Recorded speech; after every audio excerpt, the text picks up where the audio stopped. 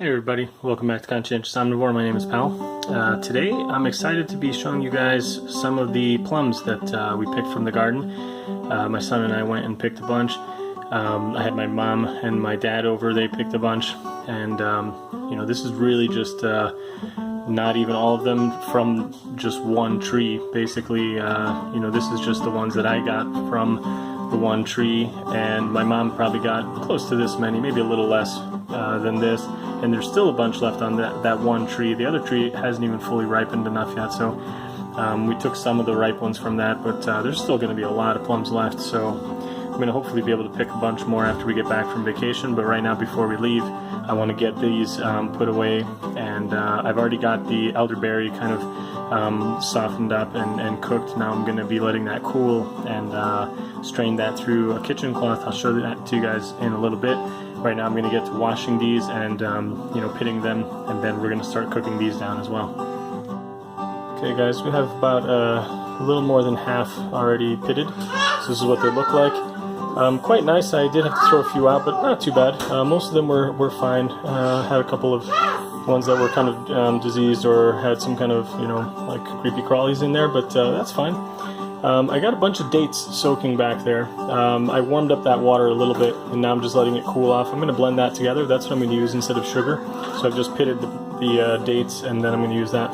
And this is already going in the back here, so just giving it a stir every once in a while, make sure nothing sticks. At the beginning, you don't even really have to be too careful, because it shouldn't really be sticking from all the water content. So I'm going to keep pitting some more, get a third pot going, and meanwhile the other pot of the elderberries is cooling. So we're going to be straining that through a kitchen cloth pretty soon. You guys can see that it's starting to break down nicely and get very you know, soft. This one is still kind of getting to be soft now, but they're cooking up nicely. This is, you know, pretty much half. So yeah, I'm almost done now with you know, pitting the other half, and yeah, basically gonna keep going. Guys, it is starting to smell really great. Starting to really get soft and looking a lot more like jam.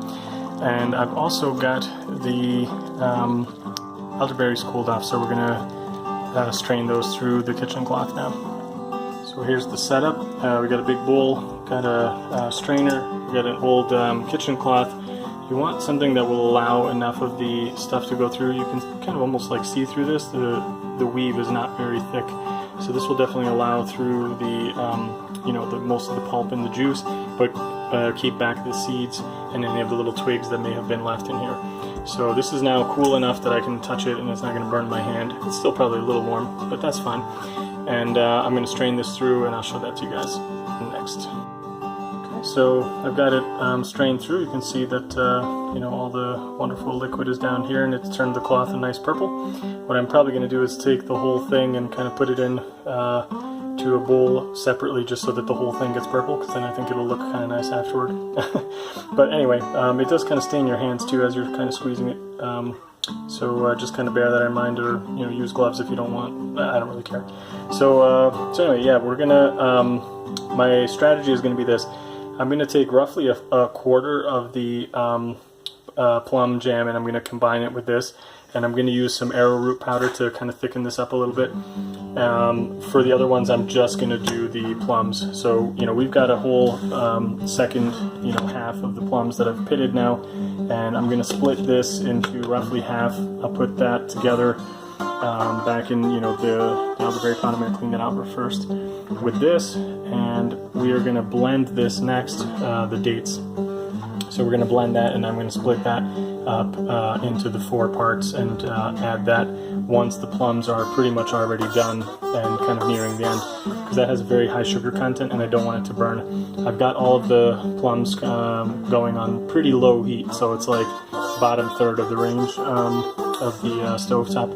So yeah, let's get to work. Gonna clean out that pot, add this in, and add in half of these plums, and I'm gonna start putting these on the burners as well as this. Okay, so we've got a bunch of arrowroot powder here, and put in some into the elderberry. I'm gonna just mix this up cold, and I've got the plums already going on the stove.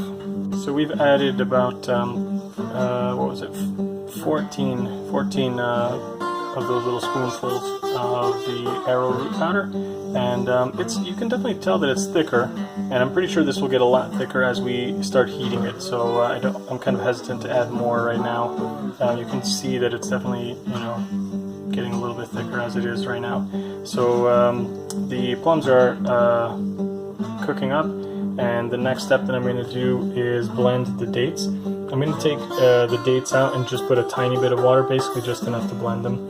I don't want to have too much excess water that I'll have to boil off after. So let's get these blended up. I didn't think to count the number of dates, but you can see that it's roughly about, you know, 1.5 cups of dates. So I don't know, maybe it's like 30 pieces or something, but don't quote me on that. But you can see how many it is.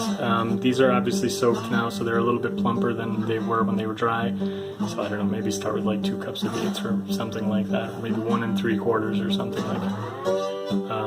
Or sorry, no, it'd be less than that, sorry. Count down. So maybe do like 1 cup of dates, and when they soak up they'll be about 1.5, something like that. Alright, let's get these blended with the stick blender. You can see that they're now blended nice and smooth. Dates are very, very sweet, so I think this should be enough. I don't usually add sugar to jams, or if I do, I add very little. And you know, this is quite a bit, so I think I'll just split this up into about 4 pieces, or 4 chunks I should say, and then you know, put those in with the 4 different pots of jam that we're preparing. The leftover kind of sugary water, I'll probably just end up, you know, making it into a tea or something and just drinking that. So yeah, let's get back to stirring the jams. Okay guys, we got the water boiling for the water bath canning, and we've got the second batch of plums put back into one pot, this bigger pot, and then because that freed up some space here.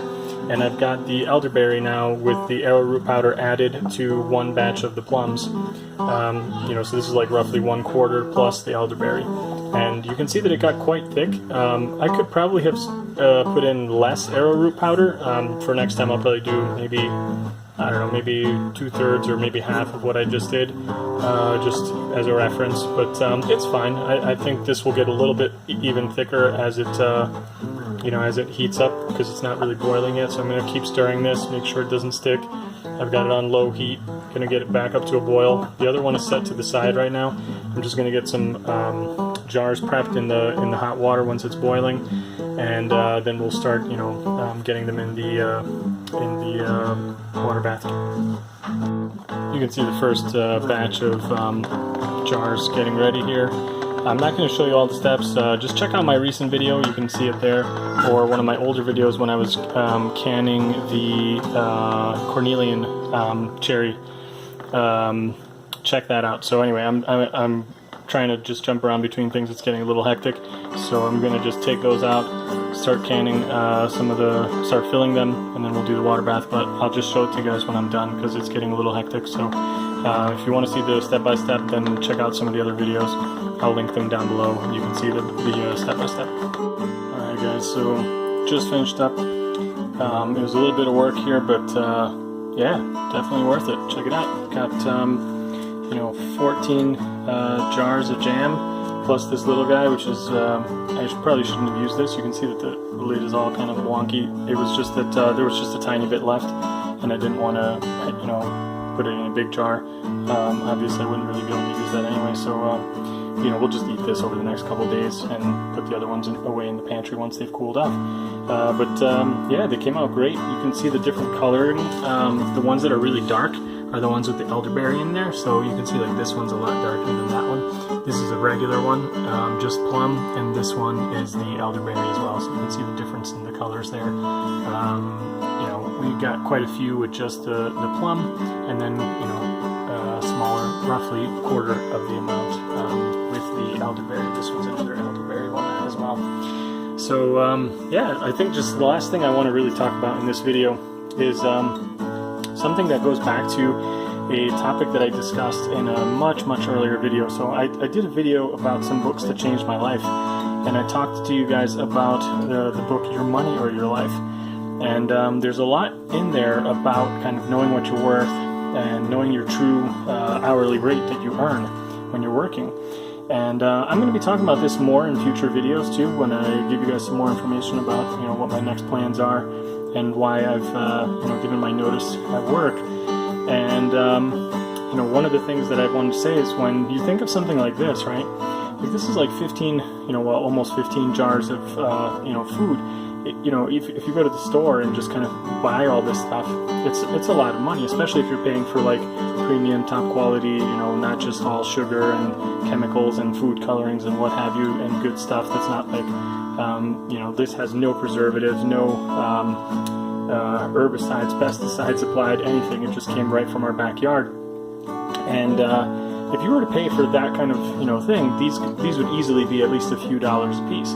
And for a lot of people, they may think that they earn $20 an hour or whatever. You do the math on that. That's like all pre-tax, and then when you look at what is left over at the end of your month, and you calculate out all your costs of getting to work, like your gas to get there, your parking, your car costs, your additional clothing costs, because you're not wearing jeans and a t-shirt in some of these jobs. You have to get like special clothing. If you're working in an office building, you have to have kind of smart attire. All this kind of stuff adds up, and you start realizing like, oh, I don't really earn $20 an hour. I earn whatever, some much smaller amount, maybe $9 an hour. Now, if you do the math on how many hours I spent on this, and you multiply that up by the 9 hours, the $9 an hour, you might realize that this is actually better than going to work. Now, again, this might vary wildly, like where you live, what you're making, et cetera, but it's just something to think about and be aware of. So that's the only thing I wanted to say to people, is that look into that stuff. I definitely recommend that book. I'm going to link the video where I talk about that book at the end. You guys can check it out. And I definitely encourage you to do that and go ahead and read that book. And if you have read that book and you want to share your thoughts, I'd love to know if you've taken anything from there and applied it to your life. But I find that book to be really fascinating and really great. So anyway, I hope you guys enjoyed this. If you did, remember to give it a big thumbs up, and see you guys in the next one. Really appreciate everybody. There's a lot of new subscribers. Thanks a lot, and welcome to the channel. So I'll see you guys in the next one sometime soon. Bye.